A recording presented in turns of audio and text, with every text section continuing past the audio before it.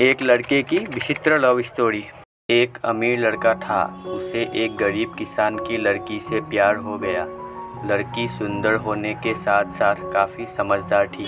एक दिन जब लड़के ने उस लड़की को बताया कि वो उससे प्यार करता है और उससे शादी करना चाहता है, तो लड़की ने कुछ सोचने के बाद उस लड़के को शादी करने से इनकार कर दिया, क्योंकि वह गरीब परिवार से रिश्ता रखती थी। लेकिन कुछ समय बाद जब ये बात उस लड़के को पता चली, तो उसने लड़की के माता पिता से बात की और उस लड़की को समझाया। काफ़ी समझाने के बाद वो लड़की मान गई और दोनों की शादी हो गई। शादी के बाद लड़का उससे बहुत प्यार करता था। दोनों का दाम्पत्य जीवन काफ़ी अच्छा चल रहा था। लेकिन कुछ महीनों बाद लड़की को चर्मरोग स्किन डिजीज हो गया, जिसके कारण उसकी खूबसूरती ढलने लगी। अब लड़की को यह डर भी सताने लगा कि उसकी खूबसूरती ढलने के कारण कहीं उसका पति उसे छोड़ ना दे। लड़की उस चर्म रोग को ठीक करने का हर संभव प्रयास कर रही थी।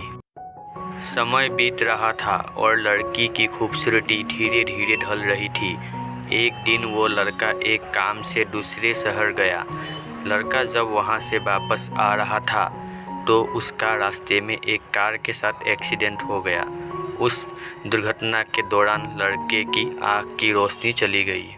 इस दुर्घटना के कुछ समय के बाद उनका जीवन फिर से सामान्य और सुखी बीतने लगा। वो लड़की चर्मरोग की वजह से दिन प्रतिदिन कमजोर और बदसूरत होती गई, लेकिन पति अंधा होने के कारण उनका दाम्पत्य जीवन ठीक चलता रहा और दिखाई न देने के कारण वो लड़का उससे पहले की तरह प्यार करता रहा। कुछ सालों बाद बीमारी के कारण उस लड़की की मृत्यु हो गई।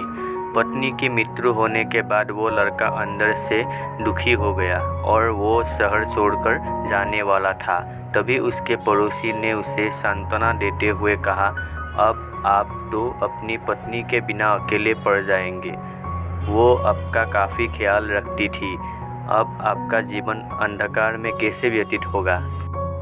तब उस लड़के ने अपने पड़ोसी की ओर देखा और गहरी सांस लेते हुए कहा, मैं कभी अंधा था ही नहीं, लेकिन मैं यह सोचकर अंधे होने का नाटक करता रहा कि कहीं मेरी पत्नी को उसकी बीमारी और बदसूरती के कारण यह ना लगे कि मैं उससे प्यार नहीं करता।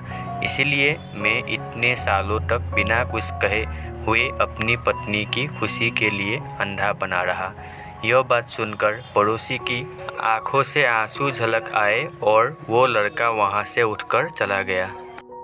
शिक्षा: अगर आप जीवन भर खुश रहना चाहते हैं, तो आप लोगों की कमियों की तरफ ही नहीं, उनकी खूबियों की तरफ भी गौर करिए। आपका जीवन आसान हो जाएगा।